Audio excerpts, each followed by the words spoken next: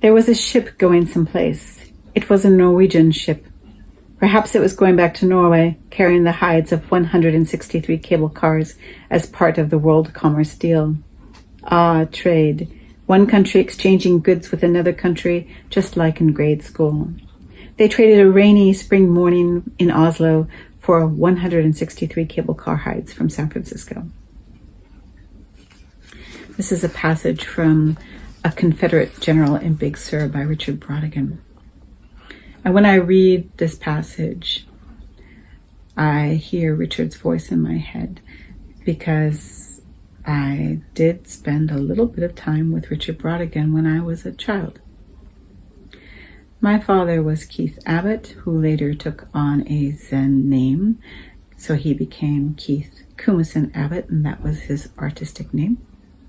My father was a writer, a poet, and an artist. And when I was a child, let's say between the years of 1973 to 1976, so I would have been 6, 7, 8 years old, I was living with my parents in Berkeley, California, on Sutter Street. And I was never an early riser, and my father was in charge of my school attendance during that period.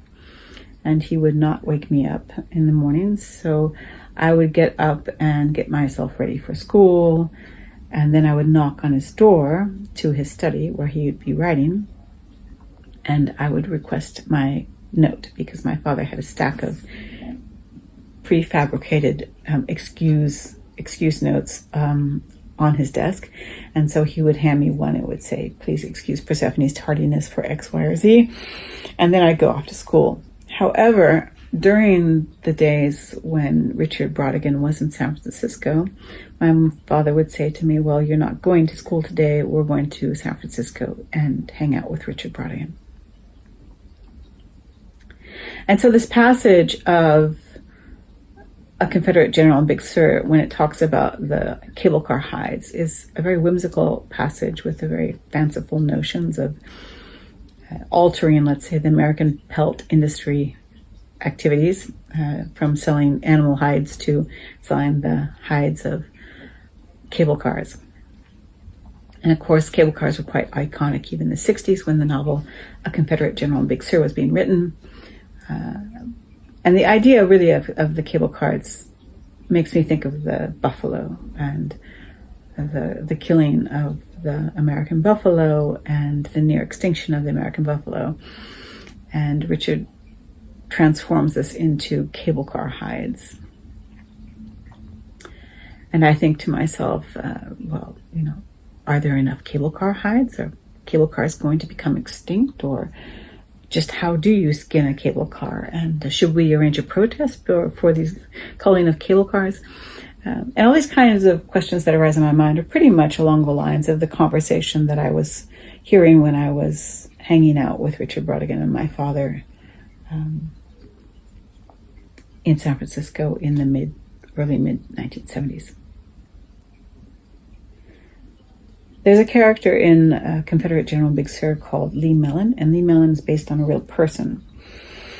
And Price Dunn was a friend of Richard Brautigan, and Price Dunn was a friend of my father. And my father later wrote a book called Mordecai of Monterey, in which Price Dunn is used as the inspiration for the character Buck. And I can just remember all my life hearing, well, what's Price up to next? And it was a great source of amusement to hear about his latest antics. He was born in the South, so he was born in Alabama. And apparently he did not take too kindly to the representation of Lee Mellon in A Confederate General Big Sur. When Richard died in 1984, my father wrote a few article items for newspapers or magazines, and later he compiled it and turned it into a memoir of Richard Brautigan called Downstream from Trout Fishing in America, which is a reference to Richard's most famous novel, Trout Fishing in America, or the novel that made him famous, actually. And later on, this was published in 1989, and later on in 2009, this revised edition was published. there's differences between these two editions.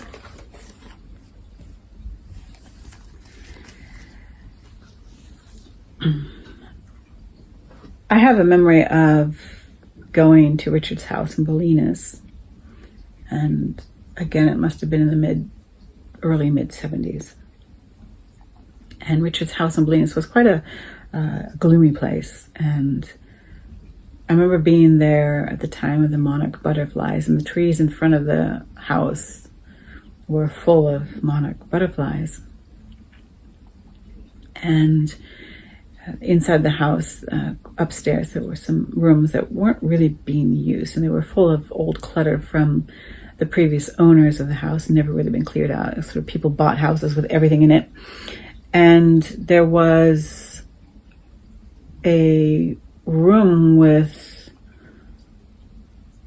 the windows, and I remember being by the windows, and there was a little tin, let's say from around 1900, this tin was there.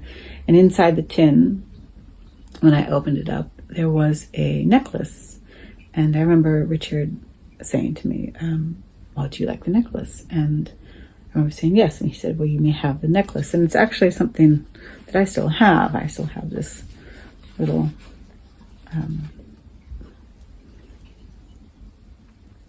necklace from the house in Bolinas.